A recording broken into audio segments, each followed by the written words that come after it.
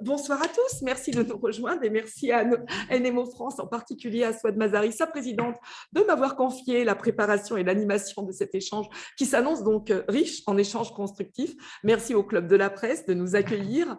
Et donc, comme expliqué, il s'agit d'un webinaire d'1 heure, par définition interactif. Donc, je n'ai pas le monopole des questions, mais toutes les vôtres sont les bienvenues et attendues dans la deuxième partie de notre émission. Donc, cette rencontre est intitulée NMO et MOGAD de la névrite optique à la basse vision à la cécité et vise à remettre la vision au centre de la neuromyélite optique et des maladies inflammatoires rares du cerveau et de la moelle épinière. Donc, elle est organisée à l'initiative de l'association NMO France qui a été fondée en 2019 par Souad Mazari, patiente elle-même atteinte de NMO et qui a invité à participer donc, le docteur, donc depuis Paris, le docteur Catherine Vignal-Clermont. Donc, je vous représente pour une seconde fois. Donc, vous êtes toujours neuro-ophtalmologue, responsable du service urgence neuro-ophtalmologie au sein de l'hôpital Fondation Adolphe de Rothschild. Tout près de vous, Marie-Pierre Bonnoir, avec qui vous collaborer de manière très rapprochée, donc qui est orthoptiste également à l'hôpital Fondation Adolphe de Rothschild. Et depuis Strasbourg, avec nous, le professeur Jérôme Decèze, neurologue au CHU de Strasbourg, spécialiste des maladies auto-immunes et de neuro-ophtalmologie, en particulier de la neuromyélite optique. Et ici, au Club de la Presse, à mes côtés, donc Souad Mazari, qui est donc patiente, fondatrice de l'association NMO France.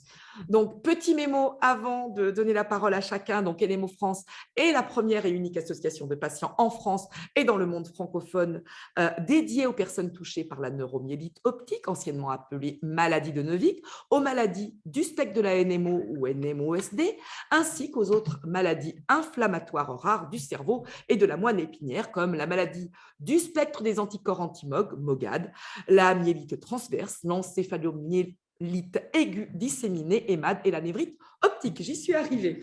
Donc, merci Souad. L'association NMO France a pour mission essentielle d'informer et d'accompagner les personnes concernées par ces pathologies. Et au programme de ce soir, l'objectif de replacer la défaillance de vision, de la basse vision à la cécité totale, au centre de la NMO et de la MOGAD, en abordant plusieurs aspects et en croisant les regards des professionnels de santé concernés. Alors, pourquoi la nécessité de faire un webinaire sur le sujet? C'est bien sûr Souad qui répondra, parce qu'on verra qu'une fois le diagnostic posé, nombreux patients restent en errance alors qu'ils pourraient bénéficier de grandes améliorations dans leur quotidien avec une bonne prise en charge multidisciplinaire. Y a-t-il du coup consensus entre les 3 professionnels de santé invités autour de ce constat, et y a-t-il des inégalités, c'est-à-dire des pertes de chance sur le territoire? Nous y répondrons également. Et une fois le constat fait, quelles solutions proposer, quelles articulations entre les différents professionnels? Et donc, nous verrons l'exemple de la coordination au sein de l'hôpital Fondation Rothschild, où neuro-ophtalmologues et orthoptistes travaillent main dans la main autour des mêmes patients.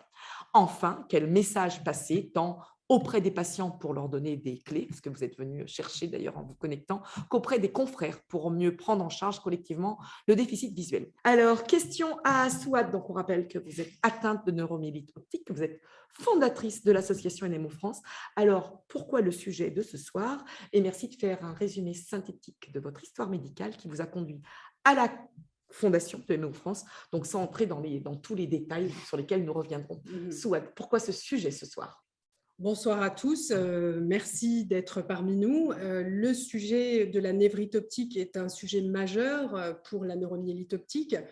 Ce que l'on sait, et professeur Decèze nous le confirmera, c'est que majoritairement, nous, ce que nous rapportent les adhérents de l'association, c'est très très souvent le premier symptôme qui est rencontré dans la neuromyélite optique ou pour les personnes concernées par la MOGAD. Donc, effectivement, c'est un sujet très important. C'est un sujet qui me concerne aussi particulièrement, puisqu'aujourd'hui, j'ai eu mon diagnostic en 2017 suite à une cécité soudaine. Et j'ai expérimenté les 2 phases de ce qu'on peut retrouver comme symptômes dans la neuromyélite optique, puisque j'ai d'abord perdu un œil une première fois en 2015 et j'ai perdu le second 2 ans plus tard. Alors, lorsque nous avons préparé cette émission, on avait dit quelque chose qui peut-être un petit peu choqué tout le monde. On avait dit, alors finalement, la perte des 2 yeux m'a permis, alors je mets quand même des guillemets, l'accès à l'école des aveugles qui a été déterminée par les MDPH, donc la Maison départementale pour le handicap. Et vous m'avez dit que du coup, c'est ce qui vous a donné la chance d'avoir accès à un orthoptiste, psychomotricien, ergothérapeute, et que ça vous a permis de faire des progrès très importants. Et ça, vous avez besoin de le faire savoir aux autres patients. C'est très important, oui, effectivement, parce que quand j'ai perdu mon premier œil en 2015, c'était un diagnostic de névrite optique, bon, idiopathique. Et pour autant, l'association NMO France représente les personnes atteintes de névrite optique. Même avec une névrite optique, quand on perd un œil subitement, la qualité de vie est fortement impactée, le quotidien est fortement impacté, et il y a beaucoup de choses à mettre en place qui n'ont pas pu être mises en place. Ça a été pour moi une perte de chance, puisque après cette perte visuelle, j'ai dû composer moi-même dans mon quotidien avec beaucoup d'accidents. Beaucoup de problématiques de faire tomber des objets, les poser au mauvais endroit, de cogner des portes. J'ai aussi essayé de conduire à ce moment-là et je me rendais compte que je n'arrivais plus à conduire. Je ne savais pas ce que c'était de perdre un œil et comment j'étais considérée à ce moment-là. Comment on est considéré quand on perd un œil. Alors, du point de vue clinique, on est bien conscient qu'on est suivi en neurologie et qu'on recherche la cause de cette perte visuelle. Mais à côté de ça, cette perte visuelle, il y a un espace un peu difficile avec les conseils de l'ophtalmologue. L'ophtalmologue, moi, elle s'est attachée à préserver l'œil sain. Donc, portez des lunettes, faites attention à l'œil qui vous reste. Mais les stratégies pour améliorer son quotidien, j'avoue que je n'en ai pas eu et ça a pris beaucoup, beaucoup de temps pour m'adapter. Et de ce fait, ça m'a isolée et ça m'a coupée du monde puisque je ne pouvais pas avancer normalement avec cette première atteinte visuelle. Et je crois que j'avais contacté, oui, effectivement, l'école des aveugles en disant j'ai un œil en moins, est-ce que je peux venir vous voir? Mais je n'étais pas considérée comme étant déficiente visuelle. Alors, merci beaucoup, Swad, pour cette entrée en matière et je m'adresse à vous, docteur Catherine Vignal-Clermont. Alors, je vous ai présenté comme neuro-ophtalmologue. On rappelle que vous êtes responsable du service urgence neuro-ophtalmologie qui, en fait, comprend les urgences ophtalmo et le service de neuro-ophtalmologie. Alors, en France, la spécialité de neuro-ophtalmologie n'existe pas. C'est ce que vous m'avez dit quand je vous ai contacté. Et il existe des services de neuro-ophtalmologie. Alors, comment le patient identifie, lui, le professionnel qui cumule ces deux spécialités? La spécialité de neuro-ophtalmologie n'existe pas, mais en fait, ce que Swad raconte, c'est de l'ophtalmologie. En fait, l'ophtalmologiste, il va faire le diagnostic de névrite optique et puis effectivement, vous allez avoir un dialogue, vous allez avoir un dialogue avec le neurologue. La neuro-ophtalmologie, ce sont des maladies neurologiques qui ont des manifestations ophtalmologiques. Donc, qu'elles soient visuelles, avec une perte de vision, ou qu'elles soient oculomotrices, avec des gens qui se mettent à voir double. Donc, en fait, actuellement, la meilleure façon de prendre en charge les personnes qui ont des problèmes de ce type-là, c'est de créer une espèce d'équipe avec un ophtalmologiste, un neurologue, des rééducateurs visuels et d'ailleurs des rééducateurs non visuels, puisque les neurologues ont aussi besoin de rééducateurs chez les patients qui font des myélites, et donc d'avoir une espèce d'équipe qui va travailler ensemble au bien-être des patients. Je pense que c'est la meilleure réponse. Je ne sais pas ce qu'en pense Jérôme de Sèze et ce qu'en pense Marie-Pierre. Même dans le domaine de la basse vision en orthopsie, on n'a pas de spécialisation parce qu'en fait, la basse vision, ça fait partie de notre décret de compétences. Donc, pour qu'on puisse se connaître tous dans ce monde professionnel où les professions sont très variées, il faut créer une association. C'est pour ça qu'existe l'ARIBA, l'association francophone des professionnels de la basse vision. qui va permettre justement d'accéder à ceux qui sont impliqués dans la basse vision, quelle que soit la région. Est-ce qu'on est considéré comme étant patient en basse vision quand on perd un œil? Non, mais c'est du ressort de l'orthoptie et l'orthoptiste est très habitué à ce genre de situation. Et en basse vision, même si ça ne fait pas partie de la basse vision classique, c'est une situation particulière où on en parlera un petit peu plus loin. Il y a une asymétrie visuelle qui est à l'origine d'une difficulté de perception de la profondeur et de la distance. Et la perte d'un œil, c'est très gênant et il faut s'adapter en quelques mois. C'est pour ça aussi qu'on ne permet pas la conduite pendant les 6 premiers mois après une perte monoculaire. Et ça, c'est important de le préciser. Ne pas conduire après la perte oculaire ou l'atteinte ou la gêne visuelle, parce que les atteintes sont différentes. Soit il y a une cécité totale qui s'installe ou un voile clair, des taches, des problèmes, des troubles visuels. Alors, Swad, on anticipe déjà là sur la suite, juste pour terminer, alors juste pour votre gouverne, pour le savoir, enfin, je parle aux auditeurs, le club de neuro-ophtalmologie francophone fonctionne avec une présidence alternée de 2 ans avec un neurologue, 2 ans avec un ophtalmo. Alors, je ne sais pas si ça vous intéresse, mais moi, je trouve que c'est intéressant à savoir, ça donne vraiment le ton de cette complémentarité entre les deux professions. Je suis absolument d'accord, oui, c'est pour ça que ce club a été créé, justement pour mettre du lien, pour créer cette équipe ce club fonctionne extrêmement bien et continue de bien fonctionner après je ne sais plus, 12 ou 15 ans d'existence. Alors, Marie-Pierre Bonnoir, alors, la profession d'orthoptiste, elle existe, hein, vous êtes officielle. En revanche, comment est-ce qu'on identifie un orthoptiste qui est spécialisé basse vision? Donc, vous avez parlé effectivement de ce regroupement qui s'est constitué à travers l'Association francophone des professionnels de basse vision, l'ARIBA, dont vous êtes la secrétaire adjointe depuis, je crois, 20 ans. Non, pas depuis 20 ans, mais je suis membre de l'association depuis sa naissance, en 1995. Et puis, je suis secrétaire adjointe depuis quelques années. Mais peu importe, parce que j'ai suivi la vie de l'association depuis ses débuts. Voilà. Et donc, l'objectif de cette association, c'est de constituer une liste des orthoptistes. Non, c'est pas le premier objectif. Le premier objectif, c'est que les professionnels de la basse vision de tous horizons se retrouvent et puissent partager leurs expériences avec leur façon de travailler propre, mais aussi pour retrouver une certaine homogénéisation de nos pratiques et puis aussi un certain poids par rapport aux instances supérieures. Voilà. Donc, on puisse représenter les patients et pour améliorer notre prise en soin. Et du coup, le fait que tous les professionnels de la basse vision se retrouvent au sein de l'association, ça a permis effectivement de mettre en place une base de données de professionnels dans les différentes régions de la France et de la francophonie. Et donc, il est possible, et je vous ai mis sur ma première diapo le lien, d'accéder au site pour trouver un professionnel qui se trouve dans sa propre région. Donc, je m'adresse à vous, professeur Jérôme Decèze. Donc, on rappelle que vous êtes neurologue au CHU de Strasbourg, spécialiste des maladies auto-immunes et de la neuro-ophtalmologie. Donc, comment ça se passe concrètement une fois posé le diagnostic de NMO à l'hôpital? On a vu qu'il y avait un duo très serré entre neuro-ophtalmologue et orthoptiste, mais en fait, c'est un trio autour du patient qui se forme avec le neurologue que vous êtes.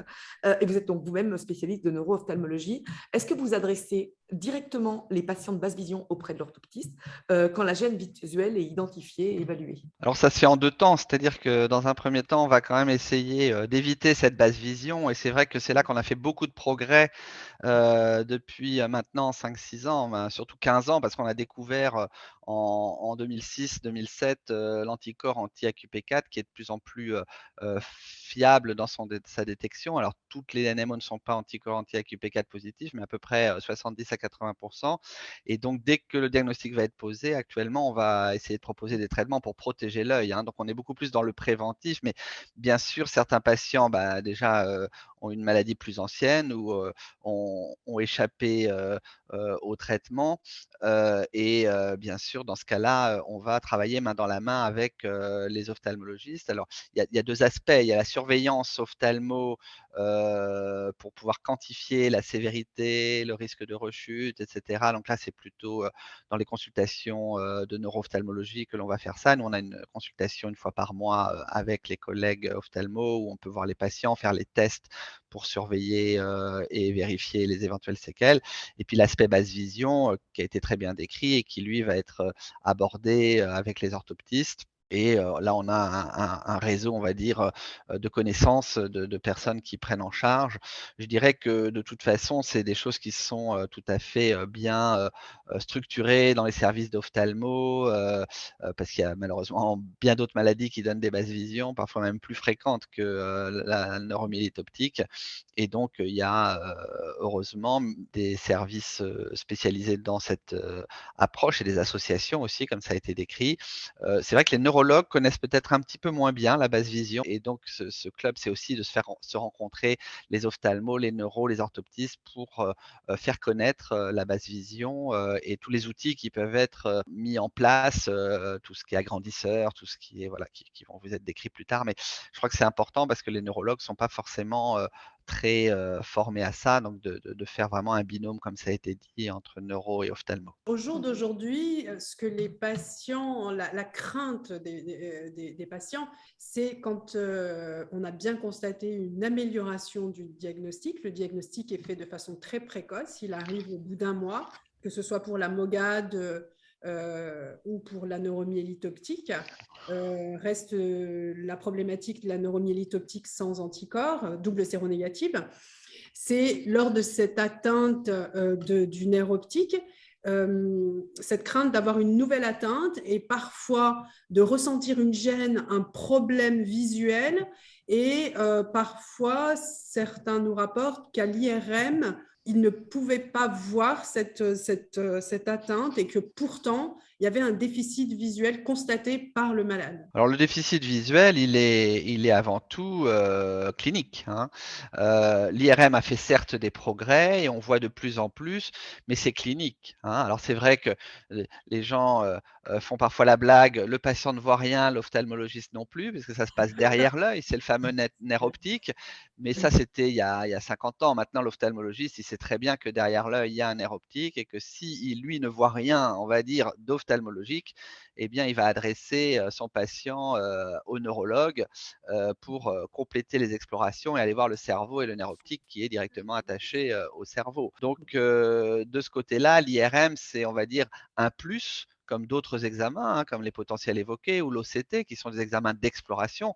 Mais le diagnostic de névrite optique, il est clinique et normalement, ça, on peut pas le rater quand il y a une baisse de vision suffisante. Alors des fois, ça se manifeste juste par une douleur, derrière l'œil, mais le plus souvent, il y a une baisse suffisante au niveau de la vision pour, poser le diagnostic. Alors, docteur Catherine Vignal-Clermont, vous avez un petit exposé à nous faire assez rapide sur les névrites optiques, NMOSD et ophtalmologie.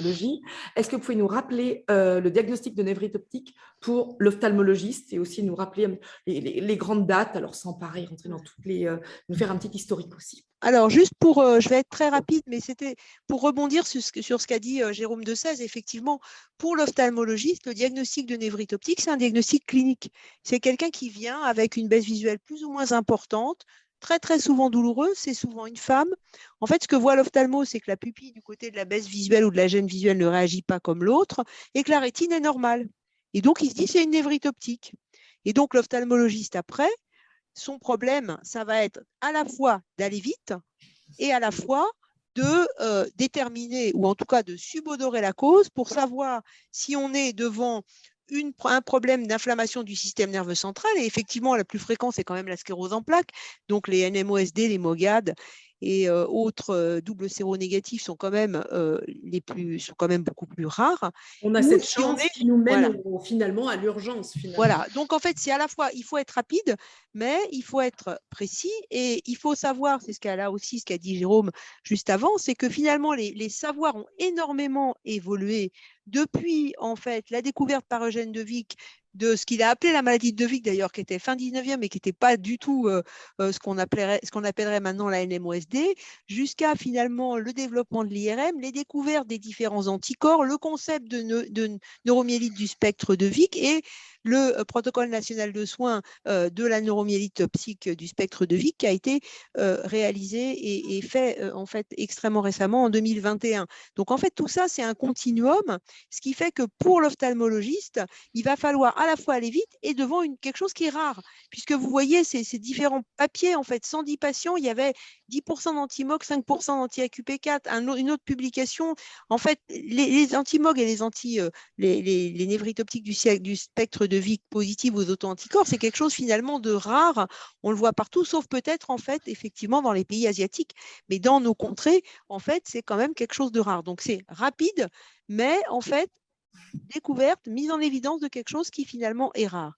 Et en fait, donc l'ophtalmologiste, lui, va se dire, j'ai une névrite optique, et puis quelquefois, il y a des choses qui vont lui mettre la puce à l'oreille, qui est, c'est quelqu'un qui a déjà un lupus, une myasthénie, un problème de thyroïde, c'est quelqu'un qui est africain ou antillais, c'est quelqu'un qui a une baisse visuelle très, très, très, très, très sévère ou bien bilatérale, c'est quelqu'un qui a des très grosses douleurs, c'est quelqu'un qui en plus a des vomissements, un hoquet, c'est quelqu'un qui ne s'améliore pas sous corticoïdes ou qui va récidiver. Et en fait, il faut savoir que finalement, dans ce spectre de NMOSD, il y a la moitié des cas qui débarrent par des névrites optiques. Donc, c'est finalement dans la rareté, c'est fréquent que ce soit l'ophtalmologiste qui vienne en premier. L'acuité visuelle est souvent très basse. La récupération peut être très, je dirais, lente ou mauvaise malgré les traitements par corticoïdes, ce qui fait que les neurologues vont, et je pense que Jérôme va en parler après, intensifier leur traitement ou passer à autre chose très rapidement. Et donc, l'ophtalmologiste, soit finalement, il a la possibilité d'avoir une IRM tout de suite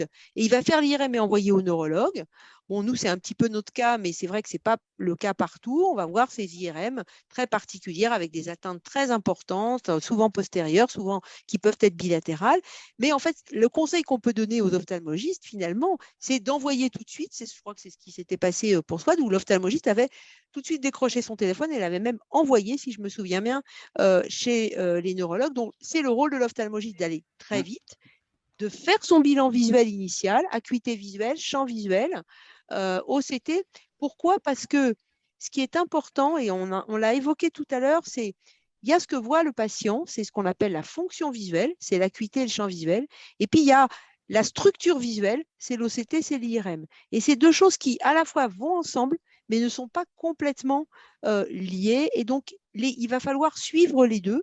Et ça, c'est vrai pour l'ophtalmologiste. Et le neurologue va avoir besoin, en fait, des données de ces deux éléments, de la structure et de la fonction visuelle.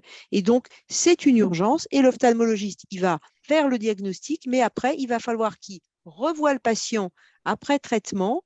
Donc, effectivement, je pense que souvent, les neurologues testent les gens à une semaine. Nous, à 1 mois, à 3 mois, à 6 mois, puis on va les suivre sur la structure et la fonction.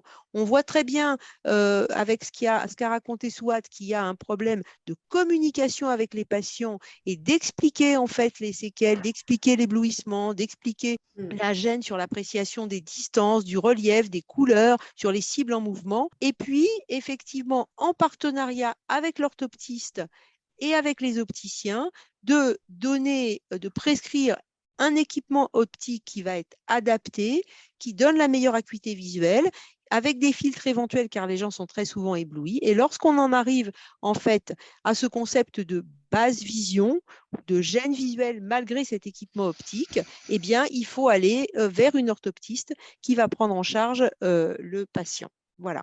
Merci beaucoup. Eh ben, vous avez fait la transition directe avec Marie-Pierre Beaunoir, puisque vous avez parlé d'équipement optique.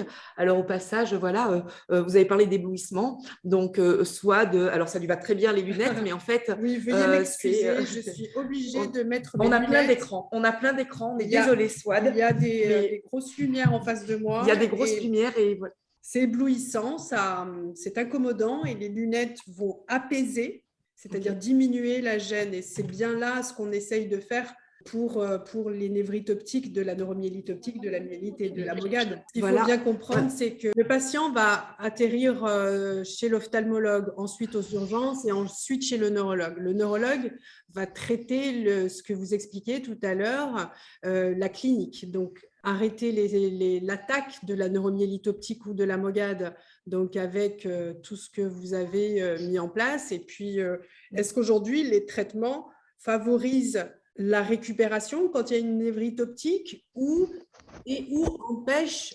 l'aggravation de la névrite optique? Alors justement, on va s'adresser donc au professeur Jérôme Desèze. Le neurologue que vous êtes s'intéresse avant tout à la clinique et aux mécanismes de la maladie. Or, l'œil est la porte d'entrée directe dans le cerveau. Est-ce que le neurologue se préoccupe de l'impact de la vision sur la qualité de vie du malade quand il n'est pas spécialiste de neuro-ophtalmologie? Et y a-t-il besoin, selon vous, de sensibiliser davantage les neurologues au potentiel de récupération à travers une bonne prise en charge multidisciplinaire? Alors le neurologue, il s'intéresse à tout ce que le cerveau commande, y compris le nerf optique. Donc bien sûr, il prend le patient dans sa globalité, la marche, la sensibilité, la douleur, l'équilibre, les vertiges et la vision. Comme on dit souvent, on n'a que 2 yeux, hein, donc c'est précieux. Et donc bien sûr, alors il y a ce que le neurologue sait faire et il y a ce que le neurologue sait pas faire. Alors pour la prise en charge des névrites optiques, ce que le neurologue sait faire, c'est traiter de façon rapide et intensive, un épisode de névrite optique, d'ailleurs quel qu'il soit, avant même parfois d'avoir les anticorps ou la confirmation que c'est, qui une NMOSD, qui une sclérose en plaques, qui une MOGAD. Parce que par définition, lorsqu'on fait le premier épisode, si ça commence par une atteinte visuelle, eh bien personne ne sait, c'est pas écrit sur le front du patient qu'il a une neuromyélite optique. Et donc le traitement, de l'épisode aigu, il va être le même, quelle que soit cette cause, c'est-à-dire forte dose de corticoïdes.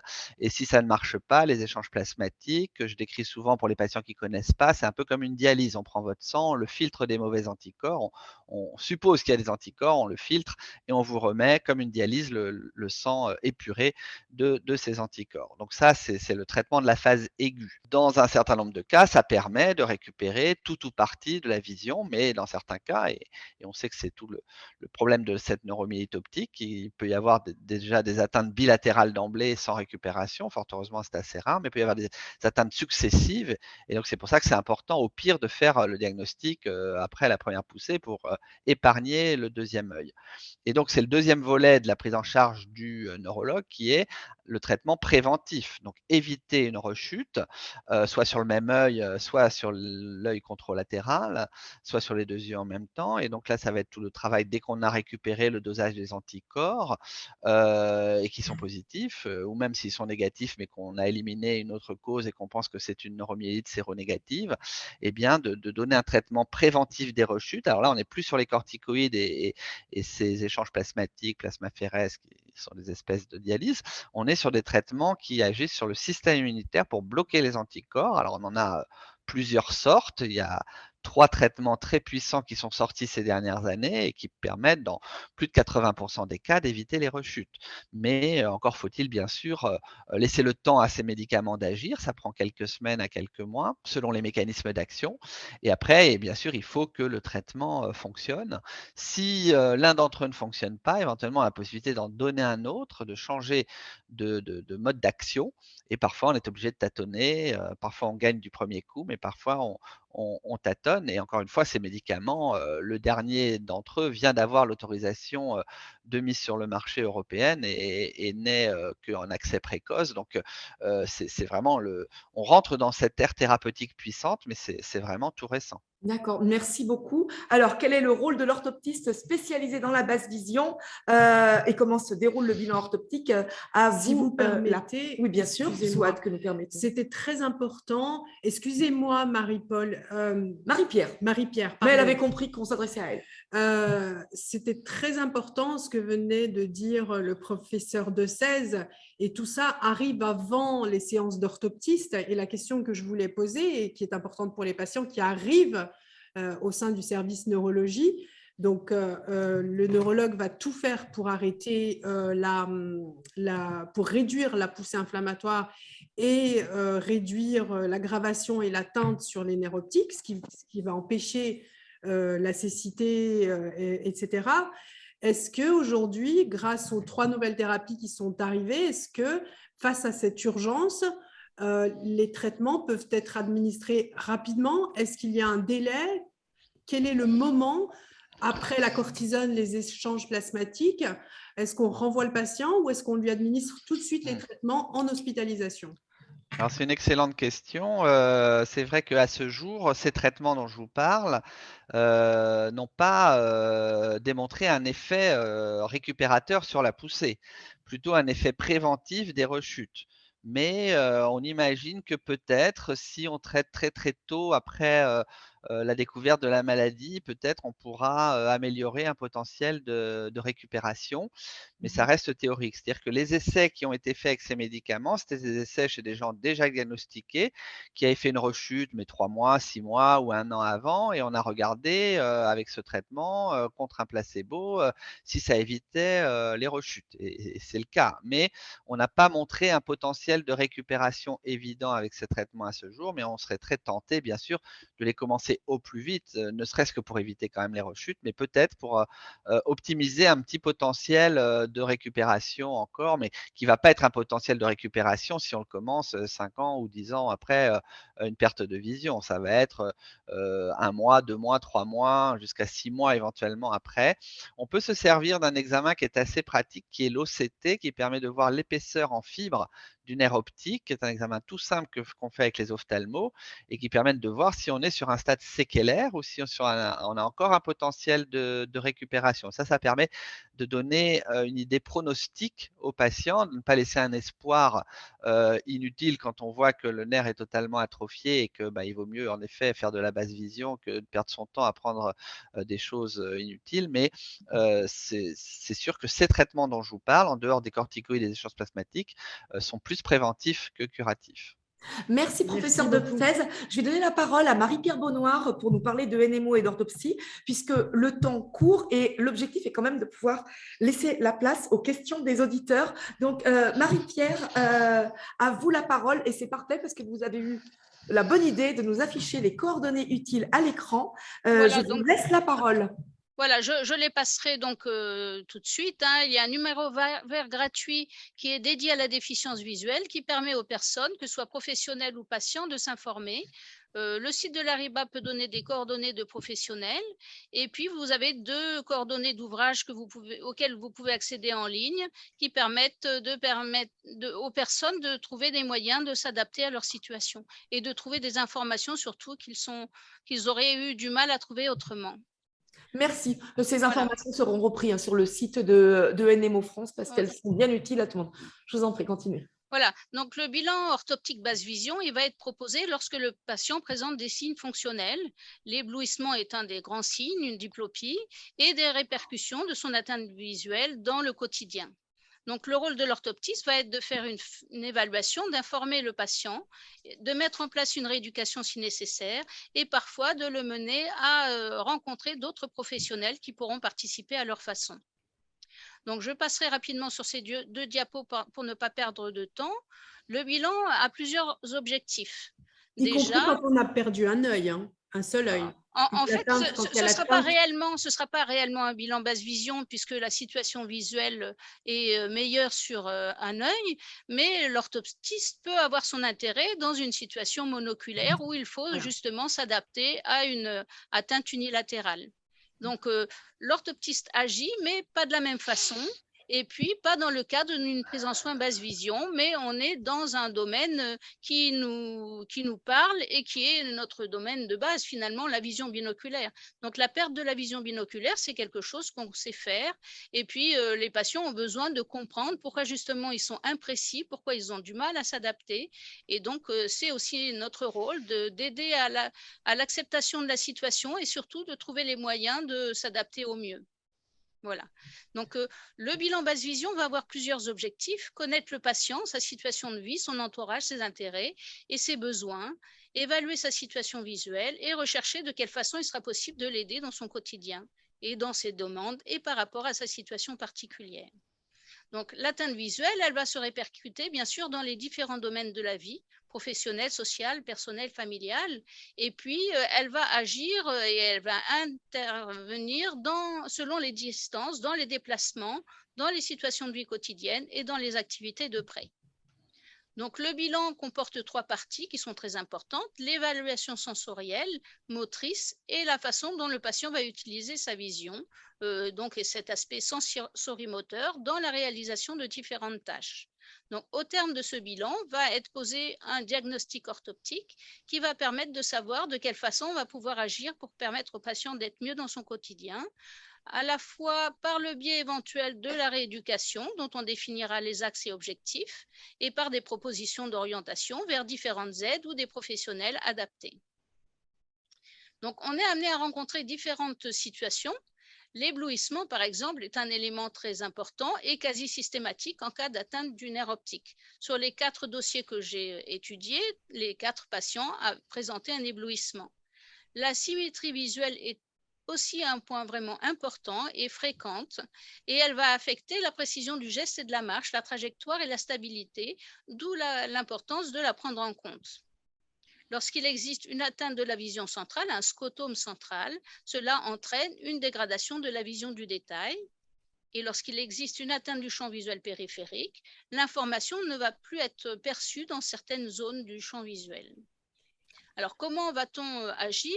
Lorsqu'il existe un éblouissement, le patient va être amené à rencontrer un opticien qui, selon ses plaintes, les situations dans lesquelles il est particulièrement gêné, va définir l'atteinte la plus adaptée. Il peut y en avoir d'ailleurs plusieurs, selon les niveaux lumineux, selon les situations de gêne. Et puis aussi le mode de port, c'est-à-dire qu'on va pouvoir éventuellement proposer des verres d'emblée teintés ou des clips relevables comme c'est présent en haut et à droite de la photo, ou des surlunettes qui se mettent par-dessus la correction. Donc ça, c'est quelque chose qui va se définir avec l'opticien. Lorsqu'il existe une asymétrie visuelle, le rôle de l'orthoptiste va être justement de participer à la mise en place d'une adaptation à cette situation monoculaire, en sachant que lorsque l'œil directeur est le plus atteint, les répercussions seront plus grandes. Et donc, le travail de la précision du geste va permettre au patient de pouvoir s'adapter à cette nouvelle situation en utilisant les éléments monoculaires pour être en mesure d'apprécier la distance et la profondeur.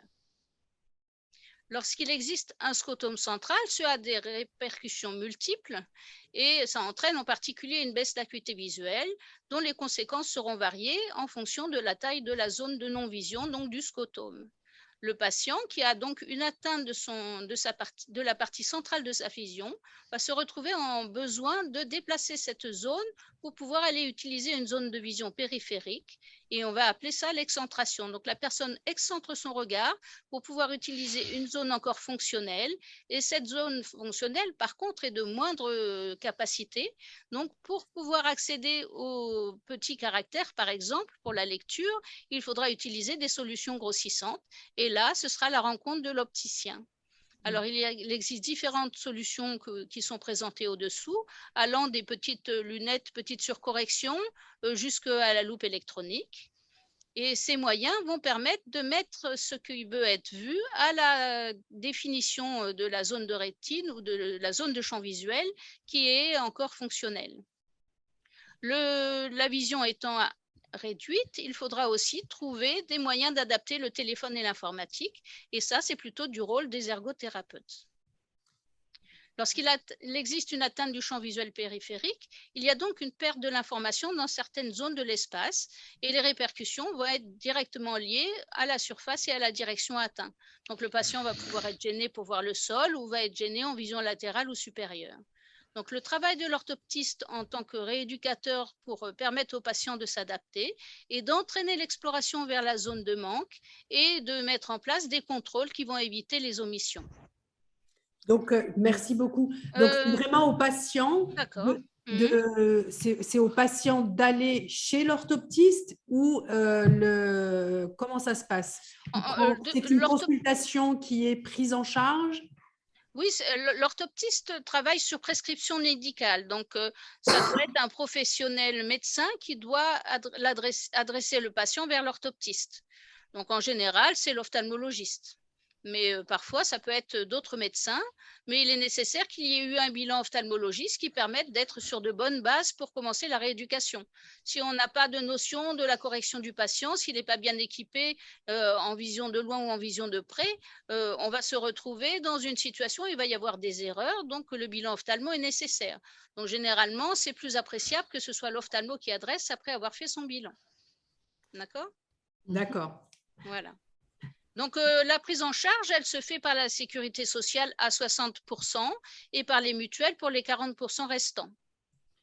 Et pour un patient qui est à 100%, mais la prise en charge est complète. Merci beaucoup. Je vous laisse terminer. Est-ce que vous avez terminé votre présentation? Pas tout à fait. Pas tout à fait. Alors, je vous laisse la terminer parce que je vois l'heure qui défile. On a pris du retard au début. Oui, on a pris du retard, oui. C'est les problèmes du direct. Hein. C'est ça. Et nos auditeurs sont compréhensifs et nous excusent. Donc, plusieurs moyens pour… j'approche de ma conclusion. Plusieurs moyens. Ça peut être la rencontre avec l'opticien pour la recherche de solutions adéquates sous forme de filtre ou de système grossissant. La rééducation orthoptique lorsque c'est possible. Et la recherche parfois de solutions de compensation si la rééducation visuelle n'est pas suffisante pour pouvoir répondre totalement à la demande du patient.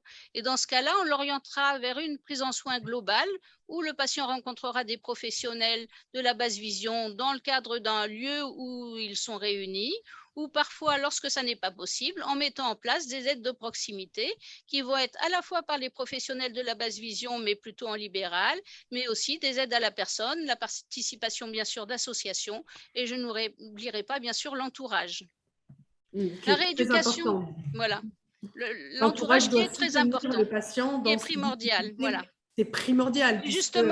Justement, parfois, les familles et l'entourage doivent être soutenus par aussi d'autres interventions pour aussi qu'il y ait un petit peu de répit ou de réduction de la participation. Bien sûr. C'est vrai que quand on est en déficit visuel, on mobilise beaucoup l'entourage et l'entourage, c'est nos yeux. Donc, effectivement, ils ont besoin d'être à nos côtés pour nous d'emprunter des yeux. Voilà, d'emprunter des yeux. Plus on a de recours, mieux c'est. Exactement, merci beaucoup. Donc, la rééducation basse vision, c'est se réadapter, c'est-à-dire faire avec et malgré l'atteinte visuelle, la rééducation qui va permettre de travailler certains paramètres qui peuvent être améliorables, et puis on va faire ce travail dans des activités diverses et à des distances variées. Voilà, j'en ai terminé avec ma présentation. Merci beaucoup. C'est un sujet qui est totalement maîtrisé et qui effectivement manque aux patients parce qu'on est tellement, on demande beaucoup aux neurologues, puisque dans un premier temps, la grande peur du patient, c'est d'avoir encore, et celle du neurologue, j'imagine, de faire de nouvelles attaques.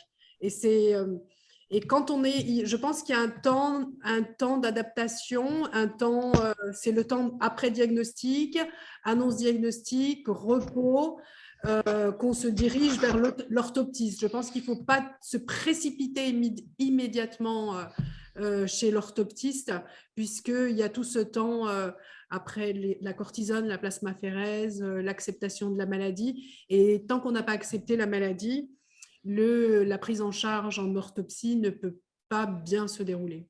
Non, mais ce qu'on peut imaginer parfois, c'est la rencontre avec le professionnel pour que le lien se fasse et puis que la rééducation se fasse ultérieurement.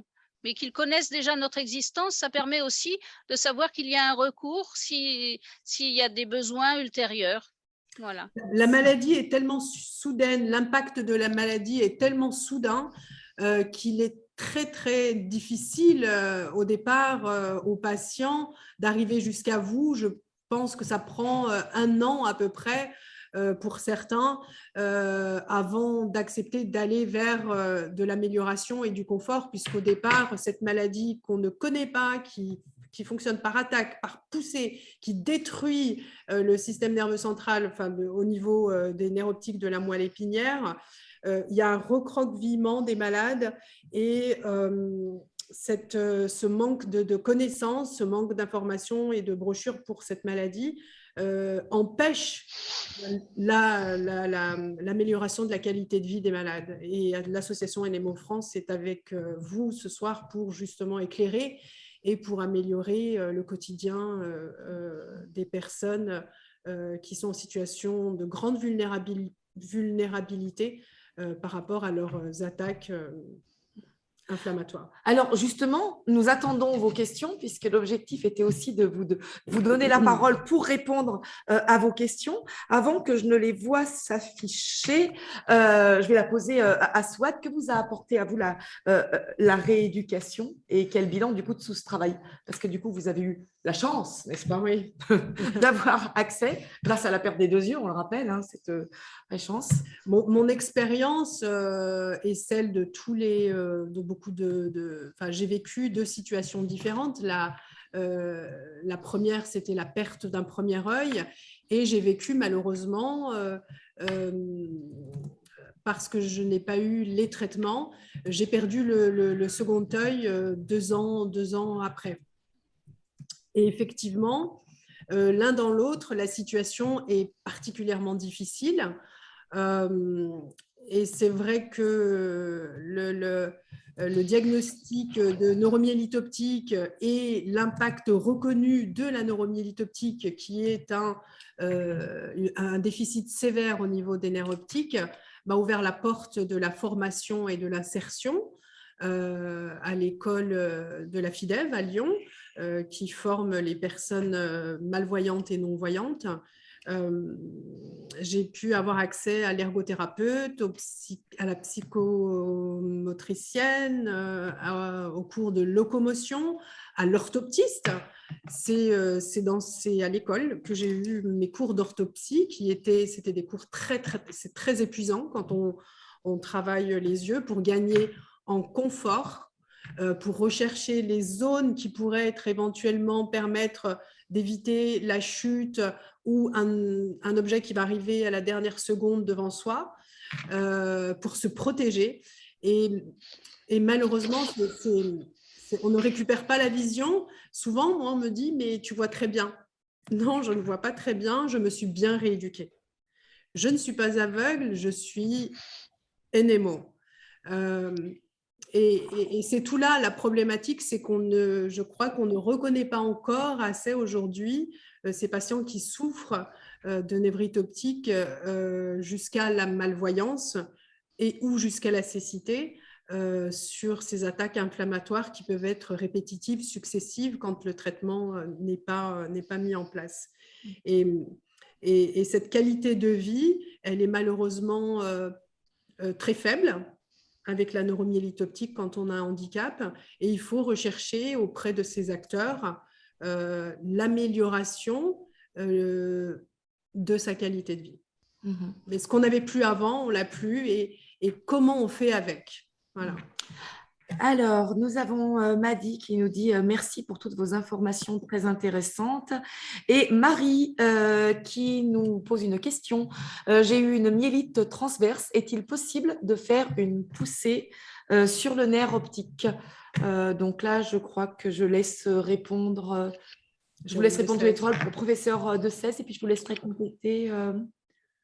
Oui, alors, vous savez, comme son nom l'indique, la neuromyélite optique a deux tropismes particuliers, la moelle épinière et les nerfs optiques. Même s'il peut y avoir d'autres poussées ailleurs, c'est quand même les deux régions les plus atteintes. Alors, quand on a fait une myélite, on peut faire une névrite optique. Quand on a fait une névrite optique, on peut faire une myélite. Quand on a fait une myélite, on peut refaire une myélite. Et quand on a fait une névrite optique, on peut refaire une névrite optique. Donc, quelle que soit finalement la présentation de la deuxième poussée, l'objectif, c'est de l'éviter avant tout. Alors, bien sûr, dans les myélites, c'est un grand chapitre qui veut dire simplement inflammation de la moelle épinière. Comme quand vous dites sinusite, c'est une inflammation du sinus, mais ça ne veut rien dire de plus. Alors, il faut savoir, il y a les myélites avec les anticorps anti-AQP4, il y a les myélites avec les anticorps anti-MOG, et puis il y a des myélites sans rien. Il y a même des myélites par atteinte des vaisseaux ou infectieuses. Mais si c'est une myélite avec des anticorps, là, bien sûr, le risque est plus important de faire une rechute, mais il est à peu près équivalent sur les yeux ou sur la moelle épinière. C'est le hasard. Mais en tout cas, le grand message que je voudrais vous délivrer ce soir, c'est que normalement, avec les traitements que l'on a de plus en plus efficaces, on doit empêcher absolument ces rechutes. Merci, professeur de Cèze. Alors, Madi nous demande, alors elle veut savoir, alors au niveau des activités sportives ou d'autres activités culturelles, qu'existe-t-il pour les personnes en basse vision? Alors, je crois que Souad a des réponses à apporter. C'est une question qu'on pourra apporter ultérieurement. Madi, envoyez-nous un mail et on pourra vous répondre. Aujourd'hui, c'est vraiment parler de la névrite optique et tout ce qui permet d'améliorer son quotidien avec l'ergothérapeute, l'orthoptiste. Envoyez-nous un mail à contact@nmo-france.org. nous serons ravis de vous mettre en contact avec les associations spécialisées des déficients visuels qui vous proposent des activités. D'autant plus qu'il y a aussi une régionalisation. Et avant de prendre la question suivante, j'en profite peut-être pour demander à Marie-Pierre Beaunoir justement ce qui se passe à l'hôpital quand vous recevez des patients, c'est que vous avez la possibilité, grâce à votre fichier que vous avez élaboré, de les réadresser à leur domicile, mais en leur donnant des contacts, c'est-à-dire que les gens ne repartent pas comme ça chez eux, complètement perdus, mais vous pouvez les diriger, c'est exact ?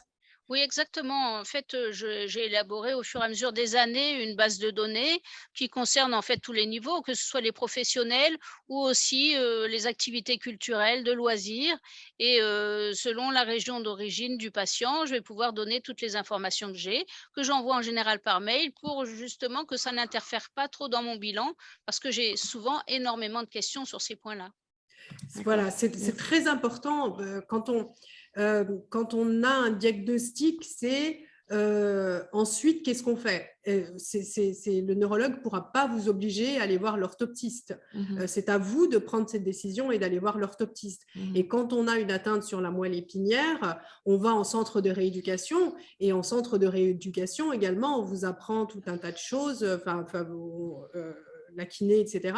Et au centre de rééducation également, ils vous donnent des adresses pour avoir des activités sportives liées à votre état. Et c'est très, très important de continuer cette prise en charge. La prise en charge, effectivement, ce sont les traitements, mais comment on accompagne ensuite le patient au long cours. Il ne faut pas attendre. Vous voyez le neurologue, en règle générale, tous les 6 mois ou une fois par an. Et c'est vrai que vous avez, on le voit chez nos adhérents, vous avez beaucoup de questions et il faut être acteur de son soin. Et si on a une névrite optique, travailler en conséquence et surtout ne pas rester chez soi. Et malheureusement, je vois encore beaucoup de personnes qui sont déficients visuels et qui ne sont pas reconnus en tant que tels, qui n'ont pas la reconnaissance du handicap, parce que ça doit venir de soi aussi. Alors, nous avons Rachel qui nous demande concernant le champ visuel, nous savons qu'il ne changera pas dans le temps car ce qui est atteint, mais concernant l'acuité visuelle, comment cela se passe-t-il concernant le changement des verres optiques, sachant qu'à l'heure actuelle, le remboursement ne se fait qu'une fois par an, mais que l'acuité, elle, peut varier pendant l'année. C'est plutôt une question d'ophtalmo. En fait, l'acuité visuelle va varier parce qu'on a des fluctuations visuelles, parce qu'on a une poussée, mais la correction optique ne va pas varier. Donc, une fois que vous avez, surtout chez un patient adulte, votre correction optique, c'est votre correction optique. Et donc, ce n'est pas de changer la correction optique qui modifiera quoi que ce soit. Si elle est adaptée, elle est adaptée. On ne change pas ses lunettes tous les 3 jours. Souvent, ce n'est pas parce qu'on va rajouter un plus 0,25 ou un moins 0,25 d'astigmatisme qu'on va drastiquement changer la situation du patient. Donc, il faut bien dissocier, j'allais dire, la fonction visuelle de la réfraction, c'est-à-dire de la correction optique qui, chez un adulte, est quand même souvent stable au cours du temps, ou en tout cas pendant plusieurs mois. Sauf si le patient est à près de 40 ans et qu'il va se mettre à devenir presbyte, ou qu'il a une hypermétropie mal corrigée. Mais vous n'aurez pas besoin de changer vos verres tous les 3 mois. Ce que vous pouvez avoir, c'est être plus ébloui. Donc, par exemple, Marie-Pierre parlait des clips tout à l'heure, qui peuvent être une bonne solution. Si l'éblouissement qui était modéré devient plus important, on peut toujours, plutôt que de changer les lunettes, mettre des clips par-dessus, ce qui va revenir moins cher. Angélique veut savoir à partir de quelle perte de fibres on commence à perdre de la vision à l'OCT. J'ai 55 et 70 aux yeux. Ce qu'il faut bien comprendre, c'est que les appareils OCT mesurent les fibres optiques avec une précision de 4 microns. Donc, c'est des appareils extrêmement précis. Il faut savoir que globalement, il y a une corrélation entre la structure, c'est-à-dire l'acuité visuelle, et la fonction, c'est-à-dire la structure, pardon, c'est-à-dire l'OCT, et la fonction, c'est-à-dire l'acuité visuelle. Néanmoins, ce n'est pas un parallélisme strict.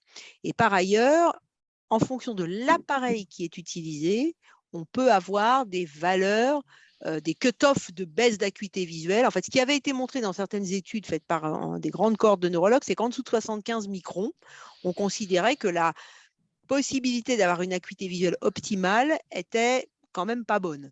Mais encore une fois, c'est quelque chose qui… Je pense qu'il ne faut pas raisonner comme ça. Il ne faut pas raisonner comme ça. Il faut pas… L'OCT, c'est un très bel outil, mais il ne doit pas être dissocié du reste. Il ne doit pas être dissocié de l'acuité et du champ visuel.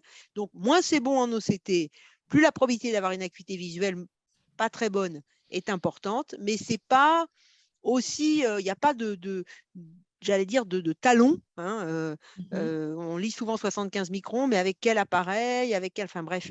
Donc non, je pense qu'il ne faut pas raisonner comme ça.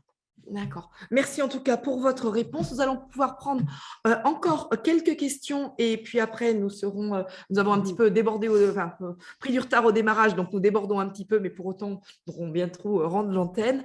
Rachel veut savoir s'il existe un protocole de rééducation visuelle à fournir à son orthoptiste selon l'atteinte que l'on a. C'est l'orthoptiste qui établit un bilan et qui évalue les points sur lesquels il sera nécessaire d'envisager une rééducation et de travailler. Donc, il n'y a pas de réel protocole parce que chaque situation de patient est différente. Même dans une même pathologie, on va retrouver des conséquences qui sont totalement variables. Et donc, c'est le praticien qui fait son examen qui est en mesure de définir les axes de son travail en fonction effectivement de la demande du patient et des éléments qui sont perturbés dans son bilan. Mais personne ne pourra soumettre un protocole à un collègue et c'est l'orthoptiste qui, dans son travail, sait orienter la rééducation. L'orthoptiste part du patient. C'est ça qui est intéressant. Voilà, c'est une rééducation. S'intéresse au patient. C'est vraiment très individualisé et je crois qu'il vérifie et il regarde des aspects qui sont très fins de la capacité visuelle. Donc, ce n'est pas nécessaire d'avoir un protocole puisqu'il y a un diagnostic qui est effectué de tous ces problèmes visuels, et y compris des couleurs, des contrastes chez l'orthoptiste. Et c'est ça qui est très intéressant. C'est très individualisé. Est-ce que les patients atteints de neuromyélite optique aujourd'hui peuvent subir, après un premier diagnostic ou une première atteinte visuelle, peuvent aller jusqu'à la cécité totale, c'est-à-dire non-voyant? Oui, c'est possible, malheureusement, et c'est ce qui rend toute la prise en charge de cette maladie difficile. C'est vrai que dans la sclérose en plaques, on dit habituellement que c'est vraiment exceptionnel de perdre la vue, mais j'ai eu, je dirais plus au passé qu'actuellement, des patients qui ont perdu la vue avec la NMO.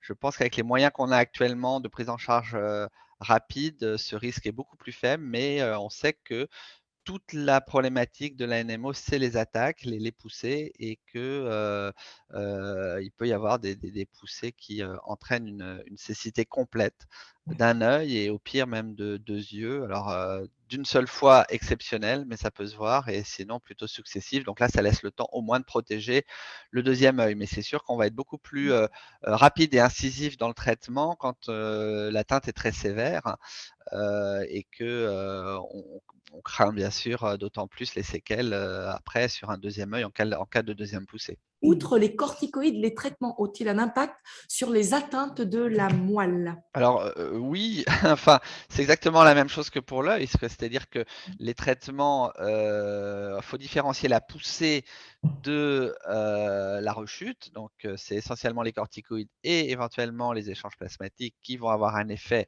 sur l'inflammation aiguë.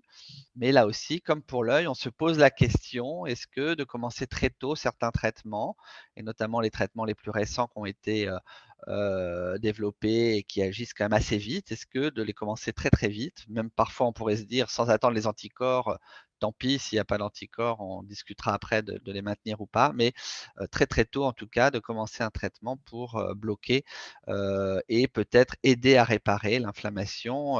Mais là aussi, ça reste théorique puisque ces molécules ont été toutes utilisées à distance de la poussée, donc plus chez des patients qui avaient des séquelles et pour lesquels on a essayé d'éviter des rechutes, ce qu'on a plutôt bien réussi, mais pour l'instant, on n'a pas de démonstration de l'aide à la récupération, que ce soit visuelle ou après une myélite, avec ces traitements dits traitements de fond. Donc, Merci la dernière beaucoup. question La pour dernière- Souad, et après nous pourrons conclure ce Pour webinaire. le professeur de 16, on entend bien que c'est une maladie grave, une maladie rapide qui a des séquelles très invalidantes. Qu'est-ce qui empêche aujourd'hui d'avoir des thérapeutiques rapides pour les malades puisque l'actualité, on le sait, c'est la neuromyélite optique et qu'aujourd'hui, la MOGAD, c'est un peu différent. Mais qu'est-ce qui empêche aujourd'hui, en 2022, d'avoir des thérapeutiques rapides pour tous ces patients qui font des attaques, une première attaque? Alors, il y a plusieurs choses dans votre question. Déjà, il faut être sûr que c'est bien une névrite optique. On a déjà fait des corticoïdes et des échanges plasmatiques à des gens qui avaient ce qu'on appelle des NOIA, c'est-à-dire des infarctus de l'artère au niveau de l'œil, tellement on veut bien faire, vous voyez. Donc, là, parfois, c'est pas évident de faire le diagnostic et donc toute perte de vue n'est pas une neuromyélite jusqu'à preuve du contraire. Donc, Une fois là, que le c'est diagnostic, bien entendu, une fois oui. que le diagnostic est posé. Oui, donc le diagnostic, il est difficile parfois à poser très très rapidement. Il faut un peu de recul, l'IRM peut aider, l'avis de l'ophtalmo qui dit ça n'est pas une cause ophtalmologique, etc. Donc on perd toujours quelques jours. Après, ce qui manque pour l'instant pour répondre à votre question, c'est la preuve que ces traitements commencés hyper précocement ont un effet. Vous voyez, parce que autant les corticoïdes, les échanges plasmatiques, on sait, on a démontré que ça pouvait avoir un effet, autant les traitements qui n'ont été testés que en prévention, eh bien, on ne sait pas s'ils ont un effet immédiat. Donc, on a envie de les essayer le plus tôt possible, mais après, vous avez aussi des causes parfois infectieuses. Si vous donnez un traitement qui bloque le système immunitaire sur une cause infectieuse, bah, vous allez faire flamber l'infection. Donc, vous voyez, c'est toujours cette balance bénéfice-risque avec une absence de preuve à ce jour de l'efficacité de ces traitements. Donc nous, on essaye de motiver les équipes et les laboratoires qui commercialisent ces traitements, d'essayer de les tester tôt pour voir s'il y a une plus-value par rapport au fait d'attendre un petit peu que le diagnostic soit définitivement posé. Alors, ce devait être la dernière question. Est-ce que l'on s'autorise à en prendre une toute dernière? Ça sera vraiment la dernière. Alors, je la lis. Alors, peut-être, parce que le problème, c'est que chaque question ouvre sur un nouveau pan qui nous donneront peut-être des prochains thèmes de webinaire. Alors, à quel point la prise en charge de la norme doit-elle être rapide? Les ophtalmologues aux urgences indiquent que la vitesse de mise en place de la corticothérapie ne permet que d'accélérer la réversibilité, mais non pas d'impact sur le pronostic final. Je comprends le contraire. Pourquoi jusqu'à 3 mois pour avoir le résultat des analyses anticorps? Alors, si vous pouvez faire une réponse rapide sur cette question complexe. Bon, c'est pas 3 mois de nos jours. Hein. Si on est inquiet qu'on veut un résultat d'anticorps, dans les 15 jours, on peut les avoir en téléphonant au laboratoire. Après, c'est vrai que les corticoïdes ne font qu'accélérer la récupération, mais ils marchent quand même assez bien sur la neuromyélite optique et sur les MOGAD. Donc, généralement, on les commence quand même très très tôt, hein, à condition bien sûr que le patient n'ait pas eu un parcours chaotique, qu'il ait été bien vu, diagnostiqué. Donc ça, c'est toujours les errances diagnostiques. Il faut que le patient pense à aller aux urgences ophtalmologiques. Il faut que l'ophtalmo de garde pense que ça peut être le nerf optique, etc. Donc il y a tout un tas de conditions, mais ça, c'est ce qui fait les charmes et la difficulté de la médecine. Hein. C'est la difficulté à poser le bon diagnostic. Il n'y a pas deux cas qui se ressemblent, donc il faut vraiment voilà, qu'on se mette tous ensemble, et c'était l'objectif de cette soirée d'ailleurs. Merci à nos 4 intervenants, merci à vous tous qui avez suivi assidûment, qui avez posé vos questions et avez contribué à alimenter le débat. Merci bien sûr au Labo qui nous soutiennent et au Club de la presse qui nous a accueillis. Alors sachez que le mois de mars 2023 sera le mois des maladies rares et aura le mois lieu de la NMO. Le mois de la NMO, c'est parfait. Bon, en tout cas, suivez les actualités sur le site de NMO France parce qu'il y aura beaucoup d'actualités, beaucoup de choses à venir et au plaisir de vous retrouver bientôt à travers d'autres webinaires. Merci Nathalie. Bonne soirée à tous. Merci beaucoup. Merci au revoir. Au revoir.